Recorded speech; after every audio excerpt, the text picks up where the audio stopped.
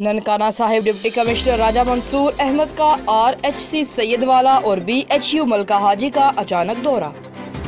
Deputy commissioner ने दही बुनियादी मराकज़ी सेहत में सिक्योरिटी, सफाई सुथराई समेत अमले की हाजिरी को चेक किया। डिप्टी कमिश्नर ने अस्पतालों में अद्वियात के स्टॉक और मरीजों को दी जाने वाली सहूलियात के बारे में दरियाफ्त किया। हुकूमत पंजाब के विजन के मुताबिक मरीजों को ज्यादा से ज्यादा तिब्बी सहूलियात फराहम की जा रही हैं। Deputy commissioner Nankana. पंजाब हुकूमत और ज़िले इंतजामिया जिला भर की आवाम को सेहत की बेहतरीन सहूलियात फराहम करने के लिए कोशा हैं। जिला भर की अवाम उन्नास को सेहत की मयारी और मुफ्त सहूलियात फराहम करना ज़िले इंतजामिया की अव्वलीन तरजीह है। Deputy commissioner.